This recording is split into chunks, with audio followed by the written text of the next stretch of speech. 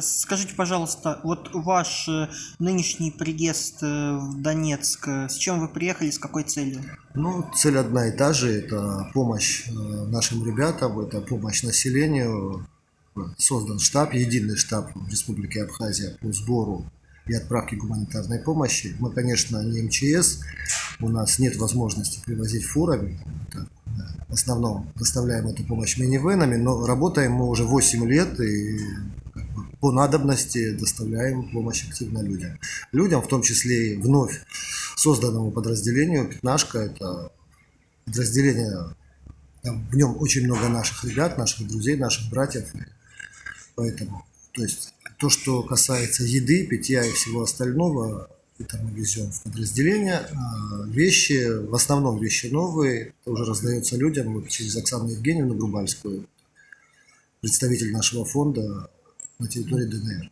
Тогда такой еще вопрос. Скажите, пожалуйста, как люди в Абхазии воспринимают вот эти вот нынешние события в Донбассе и на Украине, как относятся к решению президента Российской Федерации Владимира Путина о проведении спецоперации по денацификации и демилитаризации Украины, ну и как вообще с помощью обстоит дело со сбором. Но я вам скажу, что дело состоит нормально, то есть люди идут, люди несут помощь, оказывают, и в основном это обычные простые граждане, это не министры, не замминистры, хотя такие тоже есть, да. Люди простые, я почему говорю, я ни в коем случае ничью должность не цепляю и не говорю о должностях людей. Я говорю о простых людях. Надо смотреть снизу. И вот я вижу, что именно снизу, с простого народа, все как один поддерживают Владимира Владимировича.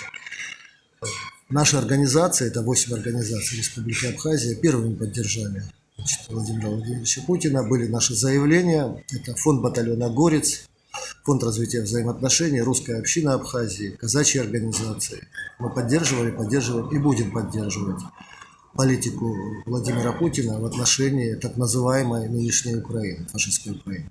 Скажите, пожалуйста, вот еще такой момент. Абхазия вслед за Российской Федерацией признала независимость ДНР и ЛНР. Расскажите, почему это было вот сделано именно сейчас и как дальше будут развиваться отношения между нашими государствами? Ну, почему это было сделано именно сейчас, я сказать не могу. Это нужно было сделать гораздо раньше. Мы писали обращения, были обращения, да. Но, видимо, такова политика. Я не политик, я человек, как бы, так сказать, военный. И для меня лучше было бы, чтобы признали в 2014, 2015, 2016 году. Да, спасибо нашему правительству, что признали сейчас. Вот. Мы просили, у нас был круглый стол, значит, до того, как Российская Федерация признала ДНР и ЛНР, мы просили наше государство признать Донецкую и Луганскую республики. Опять-таки, повторюсь, это фонд батальона «Горец», это русская община, казачество. Мы попросили парламент, попросили общественную палату, отправили письма. Ну, через неделю президент подписал указ о признании Донецкой и Луганской республики.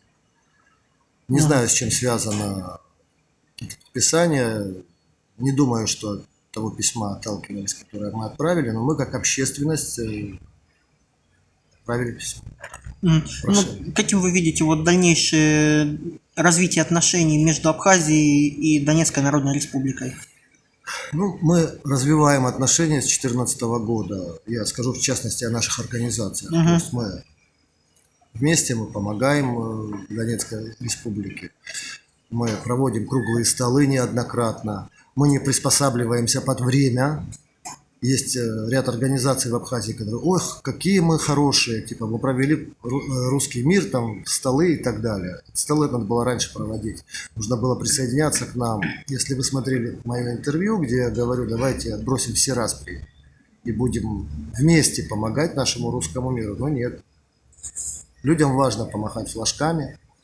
Абхазия не то государство, мало понимают люди в этом. Если, скажу так, если Абхазия дружит, она дружит до конца. общем, развитие взаимоотношений будет прекрасно. Это я знаю однозначно. Но Абхазия тоже подверглась в свое время, но тоже прошла очень долгий тернистый путь к независимости, к признанию независимости со стороны Российской Федерации и дружественных нам государств. Ну вот абхазский народ тоже вынес на себе вот тяжесть агрессии со стороны грузинского режима. Сначала Шеварднадзе, потом Саакашвили.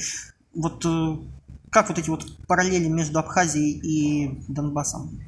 Ну, это одна и та же война. Если у нас война произошла в 92 году, один и тот же сценарий, одни и те же люди. Как у нас воевали фашисты украинские на стороне Грузии, это нацики, так скажем, батальон Арго был такой. А также воюет грузинский батальон на стороне Легион, как они себя называют. Считаю, что шайка трусов, да, на стороне Украины. Вот.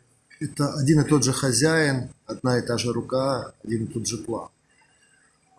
В 90-е годы, да, нам пришлось трудно. Сначала война, потом экономическая блокада, санкции в отношении Абхазии. В итоге признание. Спасибо Великой России за признание. Мы признательны. И у нас народ такой, если нашему народу сделаешь на рубль, он отблагодарит на 10. Поэтому мы сегодня все вместе, и я бы хотел, чтобы возродился, ну, может, не Советский Союз, но пусть он будет в меньших масштабах, но качественный. То есть единое государство, то есть единый союз в рамках единого государства. Все должны быть независимы, естественно, то есть независимое государство. Республика Абхазия, Южная Осетия, естественно, большая Российская Федерация, но как единый кулак.